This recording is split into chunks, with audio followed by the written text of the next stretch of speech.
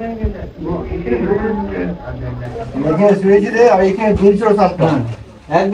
দেড় মাস থেকে আছে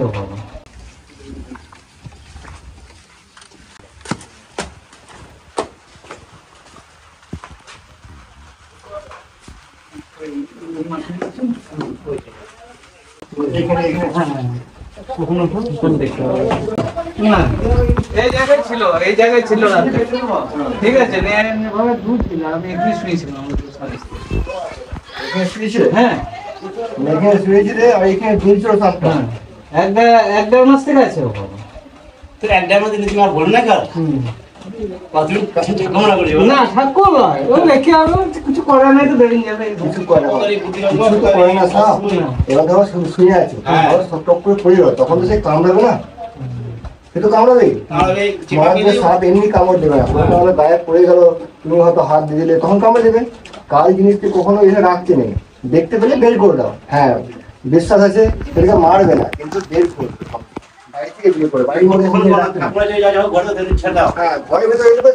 বাইরে করে দাও রাখবে না ঘরের ভিতরে কিনা এখান থেকে লাইট আসছে মানে ফাঁকা আছে গাছটা এবার সব থেকে হাত দেওয়ার মতো তো বেরিয়ে হয় না দিকে অবস্থা মানে কন্ডিশনটা খুব খারাপ আছে না এমন জায়গা নেই যে হাত করে ঢুকিয়ে বাইরে করে দেবো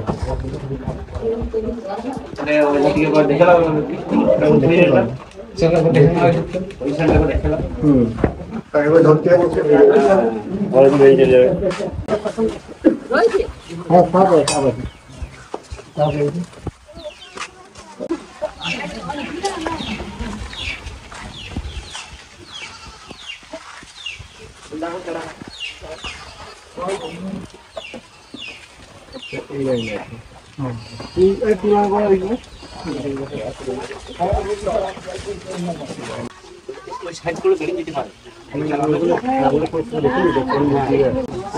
दिखाई सब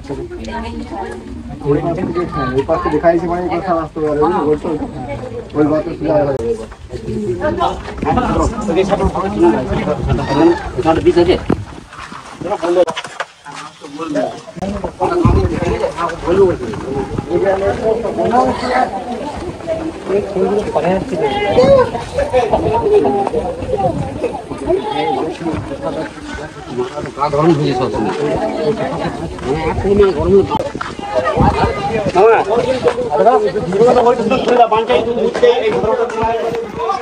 তো বন্ধুগণ আমরা চলে এসেছি আপাতত মধুপা গ্রামে শীতলবাগদির বাড়িতে। তো দেখতে পাচ্ছেন এই বিছানার মধ্যে কাল রাতের বেলায় ঘুমিয়েছিলেন কাকু এবং কাকিমা, আর এইখান থেকে সাপটা ঝুলছিল। তো এখনো পর্যন্ত দেখতে পাচ্ছেন যে এখানে মাটি লাগানো হয়েছে, সকাল সকাল লাগানো হয়েছে, কাঁচা আছে পুরো, কিন্তু সাপটা এখনো পর্যন্ত এখানে রয়েছে। সাপটা হচ্ছে আমাদের এলাকার বিষধর সাপ, খড়ির সাপ। তো সাপটা এখান থেকে আমরা বের করবো সাবধান সহকারে, কারণ পজিশন খুব খারাপ আছে, সাবধানে বের করতে হবে। তো চলুন টাকা করে এবং ভিডিও দেখুন শেষ অবধি। তো আমি হচ্ছি অমিত শর্মা, সাপ রেস্কিউ করছি এবং মানুষের আছে সাপ সম্পর্কে, যাতে মানুষের মৃত্যু না হয়। তো চলুন সাবধানে রেস্কিউ করি।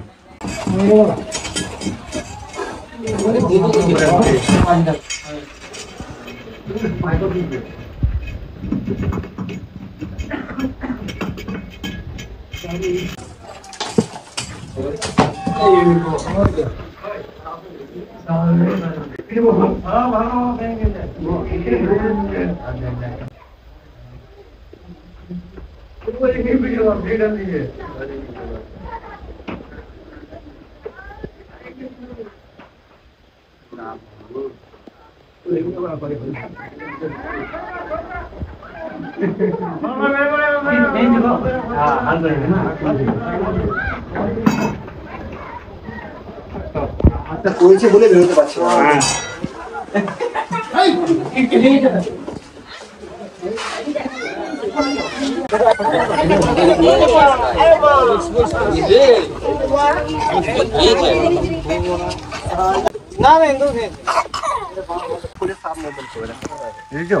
দাঁড়িয়ে যাবো, সাপ দাঁড়িয়ে যাবে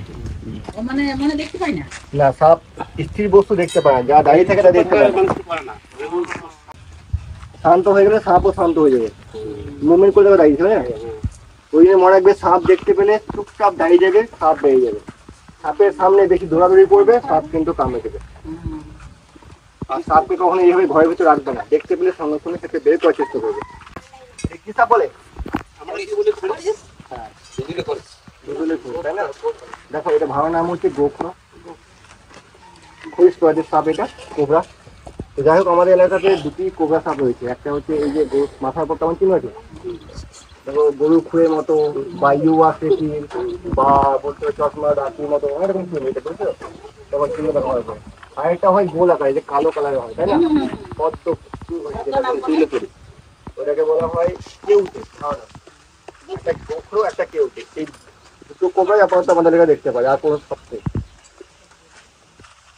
আর এই সাইডের কোবরাগুলো খুব ডেঞ্জার, এরা কামড় দিলে ম্যাক্সিমাম বিষ ঢালে।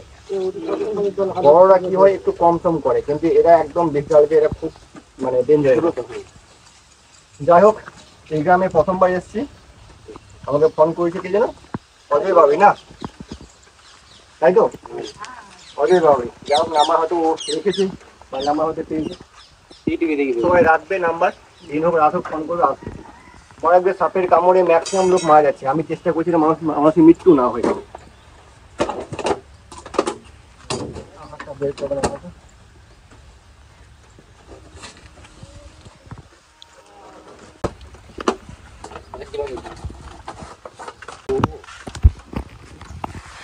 বলছিল এখন যে হাতের কায়দা, দেখো এটা ভুল না, হাতের কায়দা নয়, এই জন্য সাহস লাগে। সাহসের সবার মধ্যে আছে, কম বেশি সবাই সাহস আছে, সাহসের সঙ্গে সঙ্গে তোমায় জানতে হবে সাপ সম্পর্কে।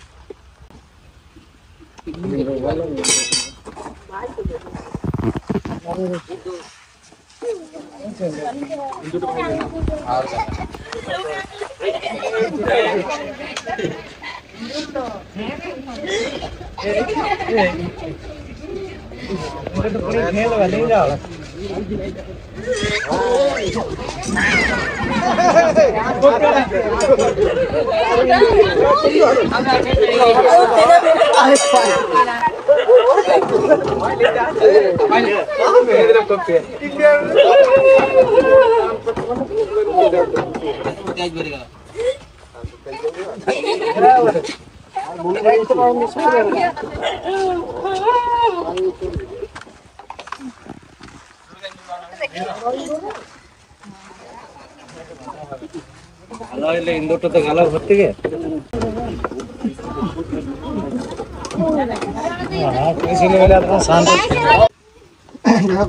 বের করে নি, এটা ইন্দুর না ছোট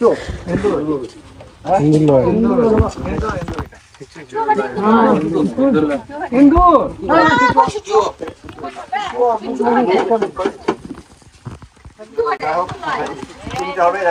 চেনাটা গুরুত্বপূর্ণ, কোনটা চেনা এরকম সাপও চিনতে হবে। আর আমাদের এলাকায় ম্যাক্সিমাম সাপ নির্বিষ সাপ, বন্ধ করা আর কালার, আর কোনো সাথে গেছে এই যে এখন যেটা মারা গেছে। তোমরা কি বলছো কিছু সাপ? হ্যাঁ অবশ্যই কিছু সাপ আমাদের এলাকার চিহ্নগুলি দেখতে পাবে, একটা হচ্ছে কালার, একটা হচ্ছে গোয়াচিপি, একটা হচ্ছে কুকুরি, ওটাই কালার। ওই সাপটা বিষ নাই তো? ওটা কোনো বিষ নেই, ওটা সম্পূর্ণ নির্বিষ সাপ। ওটাকে বলা হয় ঘর চিপি, খয়েরি কালারের হয় মাটি, তাই তো? কি কালার ছিল ওটা? খয়েরি কালার। আমরা আপাতত সাপে রেস্কিউ করেছি, এটা একটা পূর্ণবয়স্ক খরিশ সাপ। তো এটা আমরা আজকেই বাংলাদেশ সবাই নিয়ে জঙ্গলে ছেড়ে দেবো। তো চলুন আমরা সাপকে বেড়াচ্ছি, মানুষের বাড়ি সাপ সম্পর্কে যেন মানুষের মৃত্যু না হয় সাপের কামড়ে, এইভাবে আমরা সাপকে রক্ষা করছি। তো দেখাবো অন্য কোনো ভিডিও, জয় হিন্দ, জয় ভারত, কেবল।